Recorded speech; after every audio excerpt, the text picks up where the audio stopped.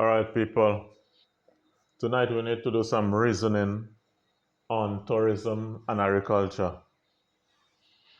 Let me start by saying that we need both tourism and agriculture in order for the country to thrive. We need both agriculture and tourism. Both of them are very important to the socio-economic development of the people of the country. The problem we have is that there seem to be heavy emphasis on allocation of large sums of money to tourism while they basically pay lip service to agriculture. Let's just look at these things here. When you see these numbers, it is easy for people to want to conclude that we should just go with tourism, put out all of our strength after tourism, and just pay lip service to agriculture. When you see these figures, it is easy for somebody to draw these conclusions. We have some numbers there, and in some cases, some years, we really don't have the information. 2020, 2021, 2020, 2019, 2018, tourism revenues. 2021, we have 28 million. We don't have nothing there for agriculture. 2020, 340 million, nothing for area again. 2019, $1 billion tourism, and we have like 9 point something million, 9.7 million for agriculture. 2018, 989 million tourism, and agriculture, like 10.4 million. So when you look at these things on the surface, it looks like definitely look at all these revenues we are generating from tourism compared to agriculture. But what we need to say is we need to go back and compare the revenues that we were generating from tourism and agriculture during the time of green gold. But what we have there now is a situation where people will just look at these things and draw conclusions. All right, let's just look at, 2018, for example. In 2018, we're saying that we generated $989 million from tourism. Out of this 989 million, how much of this money is actually remain in the country? These are the things that we need to know. How much of that 989 million actually stayed in this year place here? In some of these hotels, these boats, the people, the guests, the tourists actually paid for these trips before they actually come here, and the money never reaches St. Lucia, The monies that they pay for the trips at these hotels, some of these monies never reach here. They stay in some kind of international bank in America or in England or some other place, but these monies never really reach St. Lucia. Now, when they pay workers, they do all the things that they do. Out of all of these things, how much money actually stays in St. Lucia? Now, that 989 million, St. Lucia, in agriculture, we have nothing much, like 10.4 million. But I can guarantee you, that 10.4 million, that 10.4 million, that money stays in the country. That money stays in the country. It stays in St. Lucia. Bear that in mind. With all of these big numbers, they will tell you how much of these big numbers, these big millions, how many of these things actually stay here. The other thing we need to look at is, before we go into that, say you have twins, okay? You have twin boys, and one of them stay with a family that is wealthy, and he's training to be an athlete. Let's say he's training to be a short distance runner, 100 meters, 200 meters. And one of the other twin lives with very poor people. He's also training the same 100 meters and 200 meters. The twin that stays with the rich people, they are able to pay for his training. He has the necessary and recommended diets and all of that.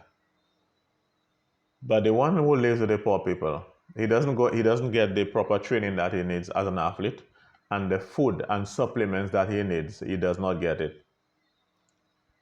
At the end of the day, which one of these twins you think will most likely win a gold medal at the Olympic Games? It is the one who stayed with the family, who was paying somebody to train him and ensuring that he has the best diet and the best nutrition. Similarly, in this thing here, the tourism and agriculture. Let's look at the infrastructure and the support that the governments of consecutive governments of St. Lucia give to tourism and agriculture. Let's look at the infrastructure and the financial support that they give. For tourism, the tourism industry, for the most part, is heavily concentrated in the north of the island. What infrastructure and support does the tourism receive? The Roseau Dam. The Roseau Dam. The Roseau Dam. The tourist industry was one of the main sectors that they were thinking of when they constructed the Roseau Dam. It was one of them. So tourism, they benefit from the Roseau Dam.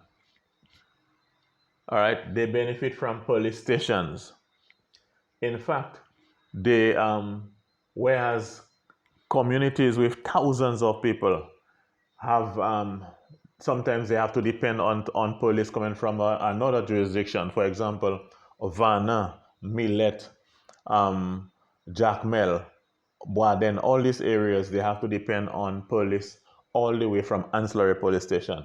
Whereas that the touristic area at Marigot, that area, the population is around a few hundred people, and they have their own police station. Grosile also. So we can see that we provide police stations to support that industry. Okay. The other thing is we pay aeroplanes to bring tourists from America to here, from Europe to here. We actually subsidize these airfares. Okay? Another form of support and infrastructure that the tourist industry, that we really invest into the tourist industry, is airports. Making sure that these airports are up to code and standards. Okay? Harbor, the deep sea harbor that we have up north, to facilitate the boats that come in. Okay? The other infrastructure or investment that we have made in tourism is a taxi service. We have provided a taxi and a very efficient taxi service to support the tourism sector. And last but by no means least, and one that is very important, is during the budget debate, a substantial amount of money is allocated to tourism. Compare the money that the government puts or allocates for tourism as compared to what they allocate for agriculture. What are the infrastructure that is provided for the agriculture? You saw all this heavy investment that we had for to support the tourism sector. What are the investments that we have put in to support agriculture? Nothing much. Nothing much compared to what we have here. All right, we have irrigation systems, non-functional irrigation systems. We have a dam at Roseau. We have one at Dayglow. There is one at Dennery Valley. There is one at Mikud, and I'm not sure if there's another one. But irrigations, we have some irrigation, some dams, and in some cases there were some irrigation pumps. But for the most part, none of those things are functional. None of those things are functional. And the capital outlay that was invested is nothing compared to most of these other things there. All right, we'll say that we invested in a lab. A lab is very important to support any agriculture industry. Is the lab at Union functional? Is that lab actually functional? Is the Union lab functional? The other investment we made for agriculture, we have these, I think they call them IRDCs, these inland buying depots. We have these investments there. Also, in a few cases, we have, like I know in Dennery Valley, there's a tractor. In I think there was one at Barbon at one time, and maybe there was one at the Viewfort research place. But the amount of tractors that are there are not enough to support the plowing needs of the country. And in some cases, when there's a problem with the tires, you have to wait for months before you can actually get these things functional again. So when you compare those things, you can see that the infrastructure and the support. Before I go there, the budget. Again, just check for yourself. Compare the budget allocation of the governments, successive governments, for agriculture compared to what they actually allocate for tourism. So basically, we can see that there is not much of a heavy investment in agriculture. There's nothing much that is really being spent in agriculture compared to the heavy investment in tourism. So at the end of the day, you expect to get more millions of dollars being generated by from tourism. Agriculture, there is very little that is being injected compared to what is injected for tourism. So when I use the analogy of the twins, one lives with a rich family and one lives with a poor family. The child of the rich family, they pay a trainer for him.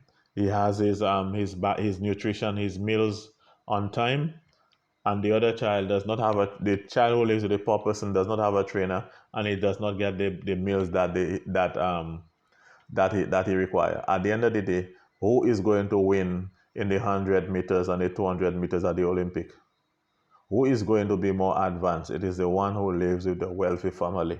And the same thing goes with this scenario here. Tourism, agriculture is way underperforming compared to tourism because the infrastructure, the country has not invested in agriculture. There is not a strong infrastructure to support agriculture. One of the things that we need to have in order to play like you have a strong support for agriculture is you need to have a boat. You need to have a ways and means of transporting the agricultural produce to another country for export. One of the reasons why the banana industry was successful is because we had a reliable boat, the geese boat. Everybody used to, when you go into school, you used to see the geese boat in the harbor. Even St. Vincent, I have seen two boats in St. Martin on the French side. I forgot the name of the place. On the French side, two boats bringing agricultural produce to St. Martin. I saw them. I actually went on one of them. Plus, St. Martin Plus, St. Vincent sends agricultural produce to Tobago and to Trinidad. They have 2 boats. I saw those boats. How many boats do we have? Do we have a boat taking agricultural produce from here? The reason why people are not producing, one of the reasons why the farmers are not really interested in producing, and we have now our farmlands being abandoned, is because people have planted before, cleared lands, and when it was time to sell, they could not sell. So if it is that we have to if we really serious about this agricultural sector, just like we had the geese boat to transport things out of this country, we need to have a boat. The agriculture industry in this country will not advance, cannot advance unless we have a boat to transport our agricultural produce overseas for sale, just like we had the geese boat in the time of green gold. So you can see they will give you big figures for tourism, and if you just look at those things blindly, you will just conclude that, hey, it is tourism, let's forget about agriculture. But so many questions we can ask. Out of all these millions of dollars, how many of these millions of dollars actually stay in the country? When you see figures for agriculture, all that money stays here. This is why in agriculture, you will get people building their own house from the agriculture industry without taking loans from a banker. There are a lot of farmers who are building houses without loans. How many people build houses, significant housing projects from tourism revenue? You will see these big figures, but who really benefit from that? Who really benefit from that? If it is that we're not going to put the necessary infrastructure, and I'm not talking about giving farmers 2 bags of fertilizer when the hurricane comes to the country. I'm talking about putting structures in place to support farming in the country. Is that happening? That is not happening. Not close to the level it is happening for tourism.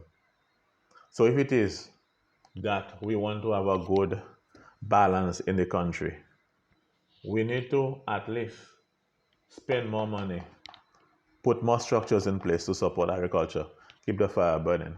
Let's not just get blinded by these big numbers we see in here for under tourism. Keep the fire burning. We can do better than that.